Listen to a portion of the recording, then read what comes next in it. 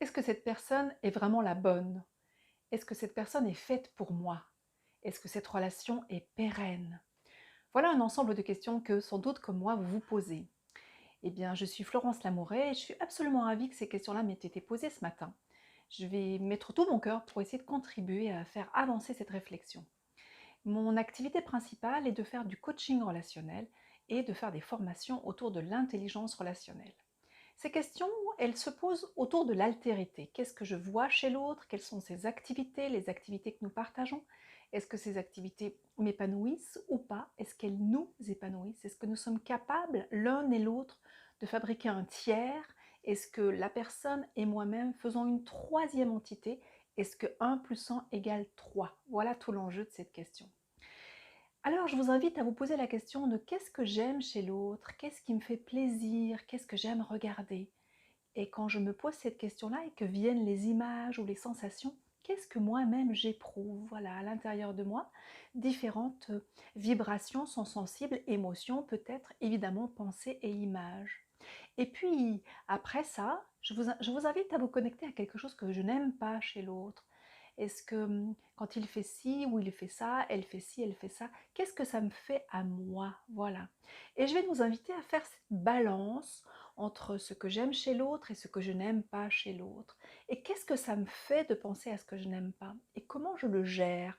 Est-ce que ça me rend exigeante? Est-ce que peut-être ça me donne l'envie de le changer, de la changer, de le voir faire autrement, différemment, pour moi mieux? Qu'est-ce que c'est que cette relation à l'autre? Et parfois, si on observe un petit peu plus, quelles peuvent être nos injonctions, parfois nos exigences?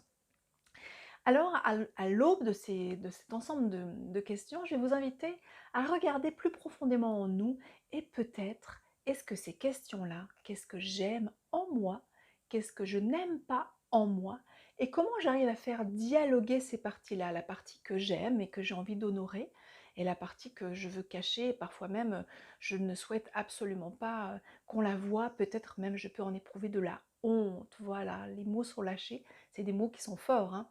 Mais vous voyez, ce qu'on va reprocher chez l'autre, il y a un parallélisme en fait, comme si l'autre était notre miroir. Et je vous invite vraiment à développer cette pensée dualiste, voir les deux aspects des choses. Chez l'autre, c'est voilà, une des branches de la proposition, et puis chez moi.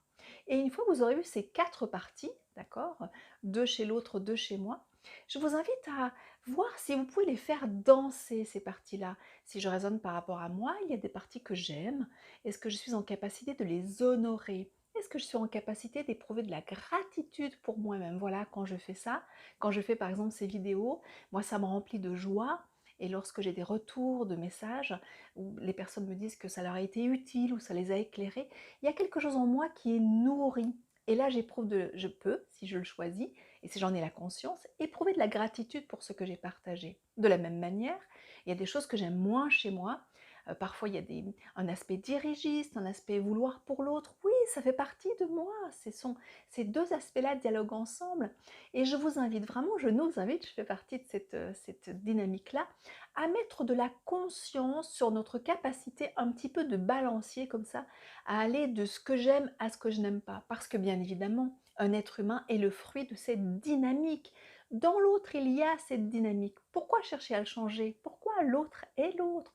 De la même manière, en moi aussi, il y a cette dynamique. Alors pourquoi ne pas accepter ce dialogue intérieur? Et je vous invite vraiment, vraiment à faire cet exercice avec l'idée de faire la paix avec soi-même, faire la paix avec nos parties. Là, on a vu la partie j'aime, la partie je n'aime pas, il y en a d'autres. Et voilà, je vous invite vraiment à je nous invite, parce que encore une fois, je suis dedans, à cette gymnastique cérébrale et gymnastique du cœur. Voilà, allons voir la réalité des choses et pas ce qu'on aimerait. Voilà, cette espèce de d'illusion ou de projection un peu fantasmée sur ce qui serait bien de oui, peut-être. En tout cas, le réel, il est là. Et si j'ai des aspirations, parce que dans ce qui serait bien d'eux, il n'y a pas que des injonctions, il y a aussi une aspiration. Ce serait bien, par exemple, chez moi, que parfois je sois plus à l'écoute de l'autre. Ah, alors comment je peux faire? Et le comment je peux faire, en ce qui me concerne moi ou en ce qui concerne l'autre, mettons-y de l'amour, mettons-y de l'ouverture, partons du principe, et je vais terminer là-dessus, c'est très important. Partons du principe que chacun, vous, moi, les personnes qui sont autour de nous, fait de son mieux. Voilà, il fait de son mieux au moment où il est, avec les outils et la conscience qu'il a. Voilà, un petit peu de paix. Et cette paix-là, j'ai la conviction que c'est cette paix-là qui nous mène à la sérénité et au plaisir. Voilà, l'enjeu, c'est d'être dans le plaisir. Merci à vous beaucoup, beaucoup pour regarder ces vidéos et puis pour les messages que vous m'envoyez. Si vous pensez que cette vidéo peut être utile, partagez-la. Et puis, s'il vous plaît, laissez-moi des commentaires sur ce que ça vous fait, voilà, ce que ça vous évoque, si des images vous viennent. C'est toujours très intéressant. Merci à vous et à très bientôt pour un nouveau regard. Merci.